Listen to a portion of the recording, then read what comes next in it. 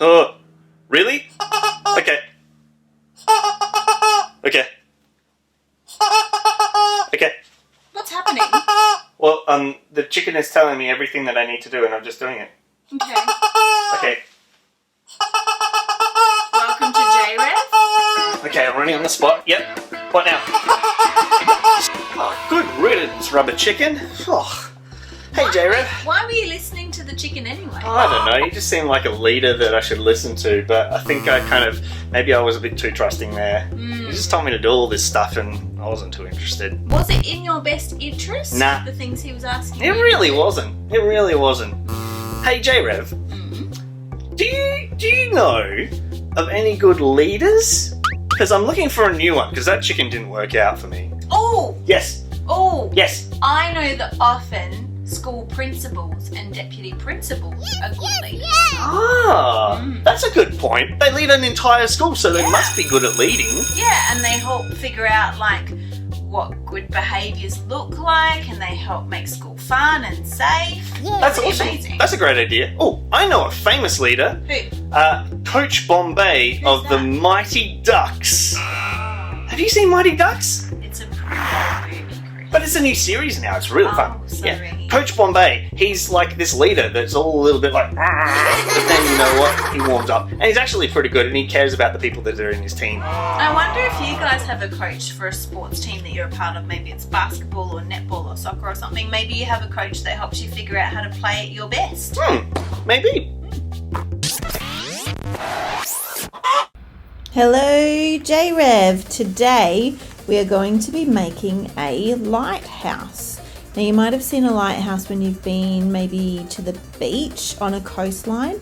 It's something that shows people in boats where the edge of the coast is so that their boats don't hit rocks. And they're pretty important, especially back in the day before people had things like technology to help us figure out where the coastline was. So this is all the stuff that you're going to need. You need a cup, you need a toilet roll, I've got a drink bottle lid, maybe some coloured card if you have some textures, and some scissors. Now you'll notice that I've started colouring in. I'm making a stripe on this toilet roll, and that's because often lighthouses are brightly coloured, because it was really important, like we were talking about before, that people on boats could see where the lighthouse was. Now I have a bit of a hack, because I had this really cool tape in my cupboard. So instead of colouring in my whole toilet roll, I'm going to use this colourful tape to make some stripes on my lighthouse. So you might have something similar. You can even use masking tape if you want to. That would give a pretty cool effect on our lighthouse. So there's my first stripe. You can decorate your lighthouse to look however you like, but we just like to make them really colourful here at JRev. So there's my second stripe going on. It's cool because this tape's kind of shiny too, so that gives off nice kind of effect on it too. Oh, my cup's rolling away. Okay, next step is we want you to be able to tape your toilet roll onto your cup. So to be able to do that, you'll need to get some sticky tape, and basically you just stick the toilet roll to the cup. So here we go, let's see if I can do it. The best way to do it, which unfortunately I haven't showed you very clearly on camera, oh there I am, is that you stick the tape inside the toilet roll, and then you can kind of stick the loop down onto your cup, just like that, at least for one piece, so that that bit gets nice and secure. Then get some more tape and kind of just stick it down the side so that it stays on the right place. Now, I bet you're wondering, why on earth are we making lighthouses? Like, it's 2021, everyone has GPS, and like, we don't really need them anymore. But today we're talking a lot about leadership, and sometimes we need to have courage and follow trusted leaders. So a bit like how this lighthouse keeps boats safe, it's a good reminder that actually we can trust Jesus' leadership, we can trust him with our lives.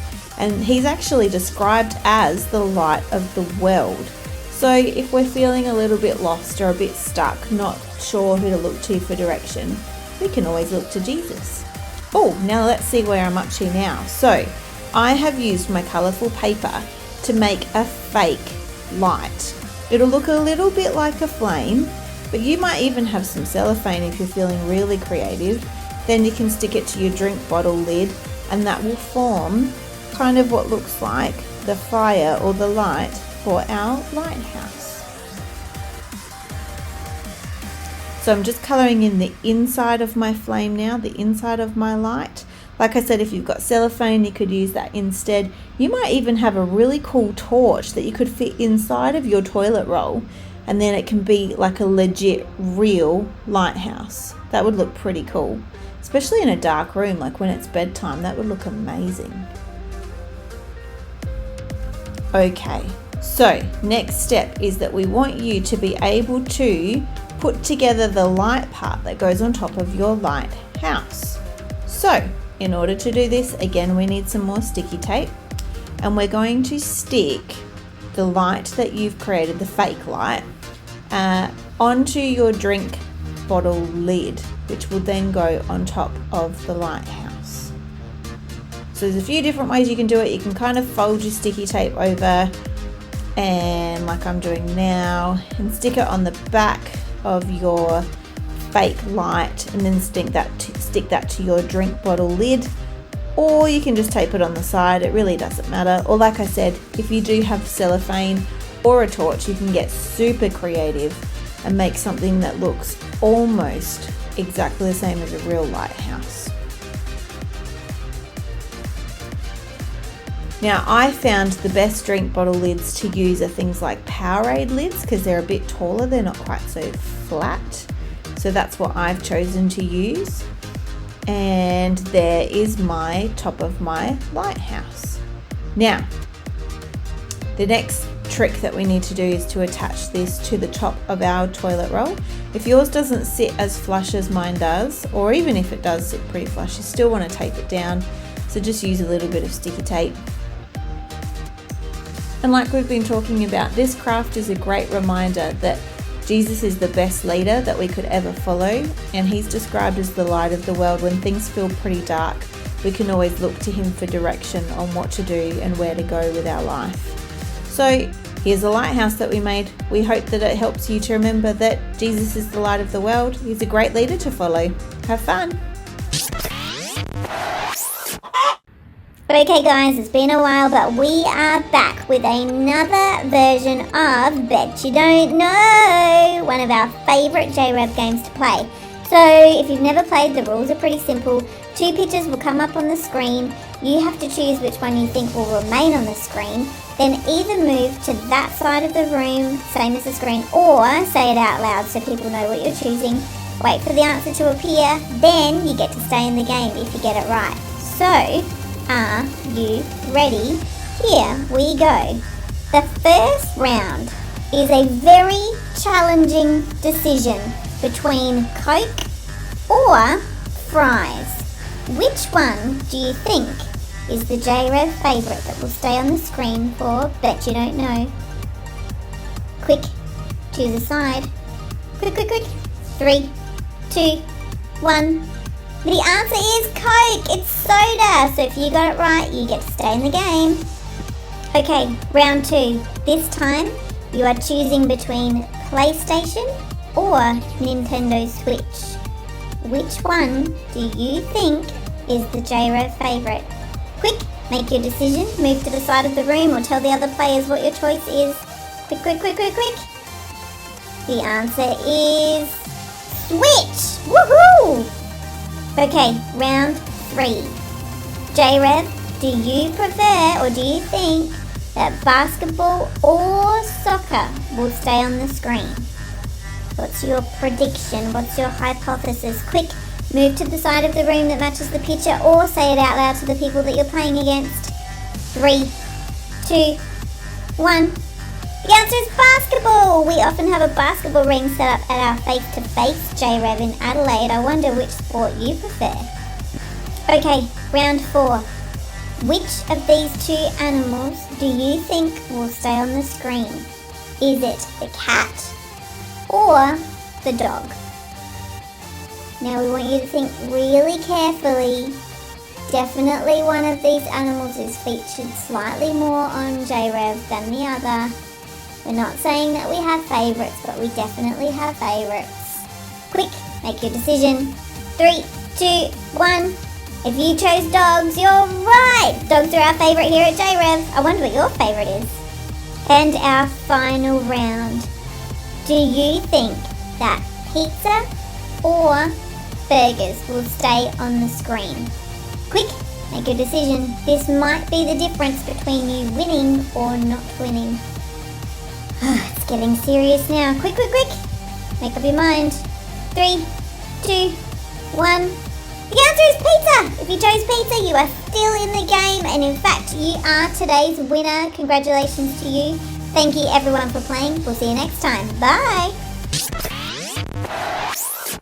Sarah, do you think, now this is just an idea that I've had off the top of my head, do you think that maybe we should celebrate some good leaders that are in our Oh, community? yes, that would be super fun. Maybe we could make it an award and we could give it to them.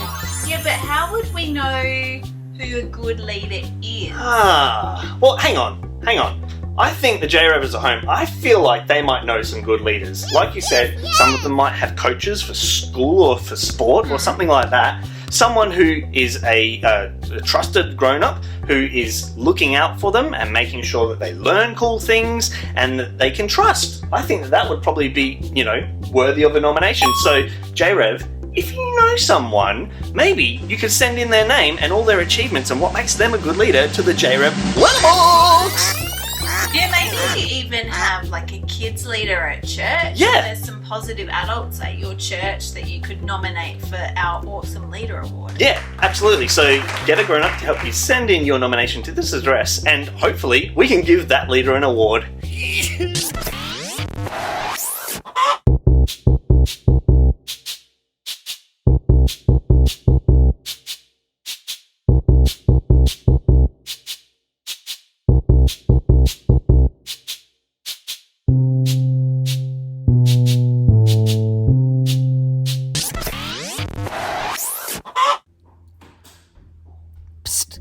Hey, Chris. Yeah, you. Yes, disembodied voice who sounds awfully familiar and also hilarious. Do you have any fears? No, I am fearless. You don't have any fears? No, Alright, well, what about monsters? Sometimes people are afraid of monsters. Are you afraid of monsters? Monsters. Okay, what about spiders? Spiders are really scary. That's a shoe. Sorry, wrong picture. Spiders. Here's a spider. Are you scared of that? Oh, then no, they're fine. Okay, what about heights? Some people are afraid of heights. Vertigo? More like verti-no. Okay, loud noises. Are you scared of loud noises? Such as? Bang, crash, wallop, boom. Yeah, no, they're okay. Oh, okay, ghosts, werewolves, skeletons, any of those kind of make you scared? Sounds like a pretty good party. Okay, what about the dark? Surely you're afraid of the dark. Alright, first up. Quit playing with my light switches and don't call me Shirley. Okay, how about some irrational fears? Do you have any of those? Like, things that don't really make much sense? I think you'd be afraid of nacho cheese flavoured corn chips being zapped by alien radioactive ray guns, causing them to grow bigger than skyscrapers, stomping on all the buildings and eating your house and then leaving a big smelly poop where your house used to be, and you have to live in that poop, and then everyone calls you nacho cheese poop guy. No. Stop it. Do you ever get into trouble for talking? Can I tell you that when I was in school, this was something that I would always get into trouble for. In fact, often my school report cards would read something like, Sarah is a bright and conscientious student, however, she constantly distracts those around her from their learning. And my distraction was always in the form of talking, too much talking. See, my problem is that I always feel like I have things to say. And that's because I believe in things really strongly and I'm quite passionate about what I think and feel. Today I want to introduce you to two characters from the New Testament who also got into lots of trouble for talking, except, unlike me, they were talking about things that actually mattered, like God, and their names are Peter and John. You see, these guys were Jesus' disciples, and they'd seen Jesus do some amazing stuff, and they knew that Jesus was the Son of God, and so they wanted to tell everyone. These guys knew God so well that God's power was so alive in them that they could even use God's power to heal people. Like, seriously, heal people. In the book of Acts, we read about how these guys, in chapter 3, used God's power to be able to heal somebody who couldn't walk. That's pretty amazing, isn't it, guys? Yeah. So then the next thing that happened in Acts 4 is that we read that Peter and John were talking to a large group of people about all the cool stuff that God can do and all the amazing things that He is. And so lots of people got to hear about God's love and God's power. And the people who ruled the land at the time did not like that. So you know what happened to these guys? They got arrested and they had to go to jail. Bit scary, right? See, the thing was, the rulers in this land did not like the idea that these guys were talking about a different king other than the one that they said was the boss, because these guys were announcing that Jesus was the king. And the rulers of the land thought that that was a real threat. Anyway, so back to Peter and John, who ended up on trial for the things that they'd done. But actually, their case kind of got thrown out of court because really they hadn't done anything wrong. People had seen the man be healed, and there was no disputing that God's power is a pretty big deal. See, for Peter and John, it was quite a brave thing to talk about God and God's love, because they knew that it could get them into trouble. And can I tell you, this wasn't the only time that these guys ended up in trouble for telling people about God's love. But they did it anyway, even though they knew that they could get in pretty big trouble. They showed courage and they showed leadership. They really believed in what they were talking about, and they knew how much it would help other people. So they kept talking about Jesus, even though they pretty much knew that bad things were going to happen to them if they did it. Sometimes having courage as a leader is doing the unpopular thing because it's the right thing to do, which is exactly what Peter and John were doing. So, if you don't remember anything else from today, I want you to remember this. Have courage, show leadership, do the right thing, and remember, God's always with you. So, let's pray and ask for God's help to be courageous leaders. Dear God, we thank you that you're always with us, and we thank you that we have the opportunity to tell the world about how good you are. Help us to be courageous leaders who do the right thing, even if it's not the most popular thing to do. Amen.